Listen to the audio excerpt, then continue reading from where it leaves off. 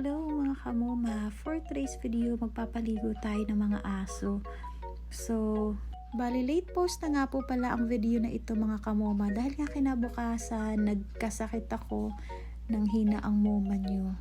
Dahil after ko kasi silang paliguan mga kamoma, pinanex ko na rin yung mga pusa at saka nilinisan ko yung kanilang mga cage, pero na-post ko na rin kasi yon dun sa aking Facebook page. And ayun nga, dahil sa bigay todo ang moma nyo kaya na over fatigue ako mga kamoma. By the way, ako nga po pala yung tao na madaling mapagod mga kamoma.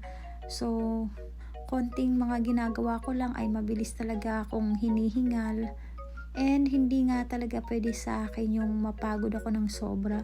But very thankful naman ako mga kamoma kahit papaano simula nung nagkaroon na ako ng malaking mga simula nung nag-expand na itong mga alaga ko is parang unti-unti nang tinatanggap ng katawan ko na marami na akong ginagawa.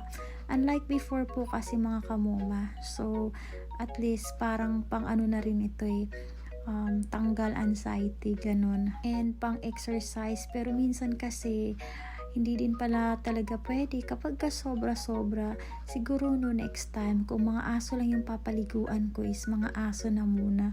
So yung sa kabila, yung mga miming is pwede naman sila ipa next day. Ako kasi gusto ko talaga kapag ka meron akong ginagawa sa isang araw, gusto ko talaga na matapos na kaagad at gusto ko na isahan lang. At nang sa ganun, isahan na rin yung aking pagpapahinga mga kamoma, which is hindi pala pwede lalo na't meron tayong mga health issue. But the good thing mga kamoma is nagagawa ko na itong mga ginagawa ko. Unlike before talaga, halos hirap akong kumilos and sobrang payat ko din noon. And thanks God now dahil nga medyo bumabalik na yung katawan ko. Dahil dito sa mga alaga ko mga kamoma, minsan sila yung nagbibigay ng kaligayahan, minsan nai-stress din naman tayo, pero not totally na stress talaga kasi in a short period of time talagang huhupa ka agad, lalo na kapag napapagalitan natin sila. Kasi kapag tinitingnan mo yung mga mukha nila nakakaawa nga mga kamoma, tapos nagpapa-inosente sila. So dapat kapag nag-aalaga tayo ng aso, hindi yung gagawin lang natin na tagabantay. So kailangan papaliguan din natin sila, ayusin din natin, pakainin ng maayos. Dahil itong mga aso kasi mga kamoma is very diehard talaga ito sila sa mga owner nila.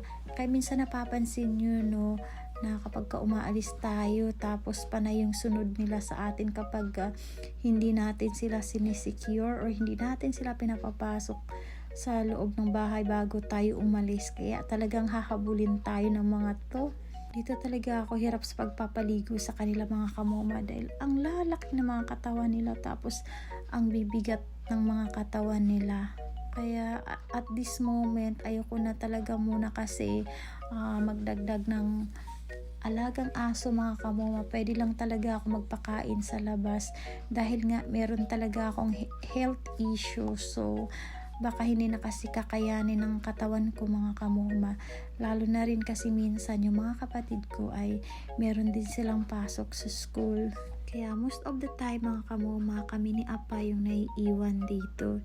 And hoping sana kasi kung nasa probinsya ako, why not? Kasi medyo malawak yung space doon. Pero as of now, dito sa city, so ganito na muna. Then later na lang siguro, pwede tayo mag-expand kapag nagkaroon tayo ng mga extra budget. Kasi kahit papaano, gawan mo sila ng bahay doon sa probinsya kasi nga, medyo malawak yung space. Unlike dito sa city mga kamoma, so hindi talaga pwede na sobrang madami, lalo na't ang iingay ng mga alaga kong aso. And siguro pag sa pusa, ayoko nang magsalita ng patapos. Dahil yung mga miming kasi mga kamoma maliliit lang naman yan sila at medyo kaya naman. Pero pag sa aso kasi sobrang malalaki. So parang hindi ko talaga kaya. Pero ayoko pa rin magsalita ng patapos, wala takabalo.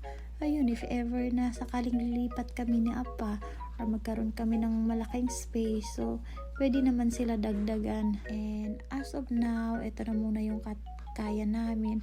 Actually, hindi lang kasi budget yung iniisip mo dito mga kamoma, is kundi yung katawan mo din kung kaya mo ba or hindi.